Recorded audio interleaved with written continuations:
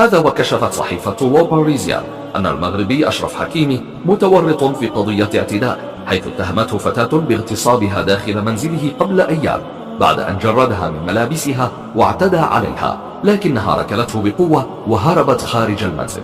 ووفقا لصحيفة ماركا فإن اللاعب نفى كل هذه الأخبار، وأكد للمقربين منه أن هذه القضية ملفقة وخاطئة تماما، كما أصدر محاميه الخاص بيانا قال فيه أن كل هذه الاتهامات باطلة. هذا وكشفت صحيفة لو باريزيان أن المغربي أشرف حكيمي متورط في قضية اعتداء، حيث اتهمته فتاة باغتصابها داخل منزله قبل أيام بعد أن جردها من ملابسها واعتدى عليها، لكنها ركلته بقوة وهربت خارج المنزل. ووفقا لصحيفة ماركا فإن اللاعب نفى كل هذه الأخبار، وأكد للمقربين منه أن هذه القضية ملفقة وخاطئة تماما، كما أصدر محاميه الخاص بيانا قال فيه أن كل هذه الاتهامات باطلة. مع باقي نجم المنتخب الفرنسي وأيضا حكيمي الذي قدم بطولة كبيرة، ونعرف جميعا أنه تحامل على نفسه من إصابة كبيرة كان قد تعرض لها خلال هذه البطولة. النتيجة النهائية هي تأهل شمالا بلا داعي هذه الدموع التي تضرب الآن من كثير من الجماهير المغربية يجب أن تستبدل بابتسامات فرح برأس مرفوعة بعد أن قدم هذا المنتخب أداء كرويا استحق من خلاله أن يصل إلى مباراة نصف النهائي، ليكون أول منتخب أفريقي يصل إلى هذا الدور. حكيمي ومبابي في حديث ما بعد المعركة، في حديث بعد شهدنا مباراة آخر مباراة بين الأهلين إلى صديقين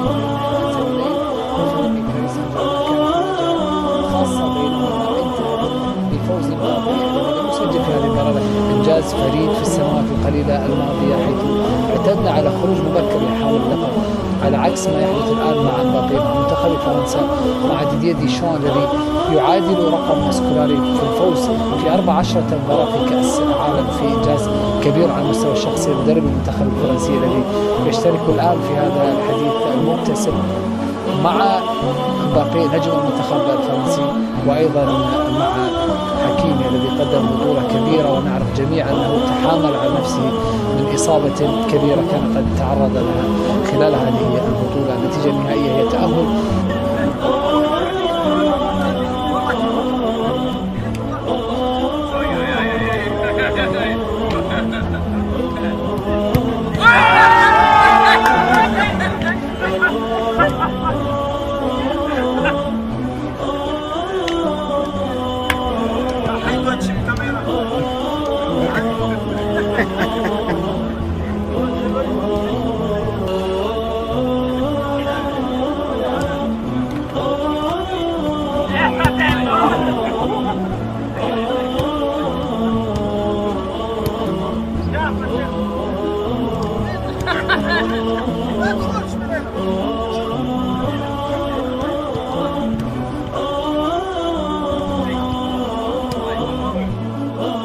احتفالا بإنجاز المنتخب الوطني المغربي لكرة القدم ببلوغه نصف نهائي كأس العالم، استقبلت مدينة القصر الكبيرة يوم الثلاثاء أشرف حكيمي أحد صناع ملحمة قطر 2022.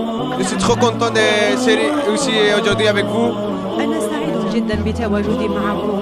أريد أن أشكر كل ساكنة القصر الكبير، خاصة عمدة المدينة. مثلنا المغرب دوليا كما يجب وسنستمر على نفس النهج. أنا سعيد بتواجدي بمدينة والدتي، لقد أمضيت أوقاتا رائعة هنا. أشكر الجميع.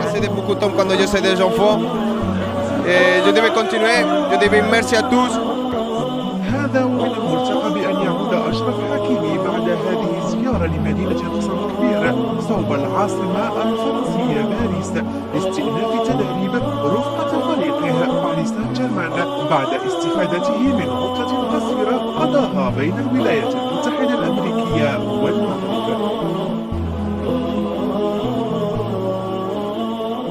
إذا كنت مسلما ادعمنا بالإعجاب لنعرف عدد المسلمين في هذا المقطع. إذا كنت مسلما ادعمنا بالإعجاب لنعرف عدد المسلمين في هذا المقطع. ولا تنسى دعم القناة بزر لايك والاشتراك في القناة لكي يصلك كل جديد. السلام عليكم ورحمة الله. إذا كنت مسلما ادعمنا بالإعجاب لنعرف عدد المسلمين في هذا المقطع. إذا كنت مسلما ادعمنا بالإعجاب لنعرف عدد المسلمين في هذا المقطع.